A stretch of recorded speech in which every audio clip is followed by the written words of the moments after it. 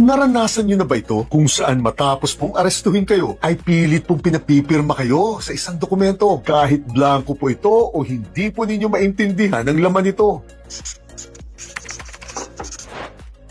Kasama po sa ating right to due process o ang karapatan po nating dumaan sa tamang proseso ang hindi po kayo pwedeng paaminin o papirmahin po ng kahit anong dokumento, blanco man po o hindi ito, hanggat hindi po ninyo kasama ang inyong abogado. Dahil una, maliwanag po kasi sa RA 7438 na lahat po ng dokumentong pinirmahan ng isang arestado ay mapapawalang bisa po kapag pinirmahan po ito na wala pong kasamang competent and independent counsel ang nasabing arestado. Kaya kapag ginawa po ito sa inyo habang kayo po ay naaresto, manatili lang po kayong kalmado at sabihin po ninyo ng malinaw sa umaresto po sa inyo na nais nyo pong magkaroon ng isang abogado at hindi po kayo handang pumirma hanggat hindi po dumarating ito. Dahil kapag sinabi nyo na po ito, may obligasyon na po ngayon ang umaresto sa inyo na either hayaan po kayong tawagan ng inyong abogado o bigyan po kayo ng isang tagapaw na abogado kung wala po kayong pambayad para dito. At maliwanag po na dapat hindi po magkasabwat ang abogado po ninyo doon po sa mga umaresto sa inyo. Otherwise, mapapawalang bisa rin po ang pinirmahan ninyo. At ang pangalawa, kapag tinatakot na po kayo o pinipuwersa o sinasaktan na o inuuto na po kayo na kesyo makakalaya po kayo kapalit po ng pirma ninyo, manatili pa rin po kayong kalmado hanggat sa makakaya po ninyo. Dahil tandaan po ninyo na ang mga dokumentong pinirmahan po habang under duress kayo o habang ginagawa po nila ang alinman sa mga ito ay pawang mga walang bisa po mga ito dahil illegal na po ang mga gawain ganito. At ang pangatlo, ang karaniwang pinapapirma po sa inyo kapag inaaresto po kayo ay either waiver sa karapatan po ninyo magkaroon ng abogado o isa pang waiver para po makulong na mas mahaba kayo o confession na po o pag-amin na po sa mga kasalanan daw na ginawa ninyo o inventory report po o pagkumpirma po ninyo sa listahan po ng mga gamit na nakuha po sa inyo. Kaya mag-ingat po tayo ng todo at kung hindi po natin lubusang maintindihan ang isang dokumentong iprinisinta po sa inyo, huwag po kayong mahihiya o matatakot na ipatranslate po ito sa pamamaraang maiintindihan nyo na po. Otherwise, ikapapahamak nyo po ito.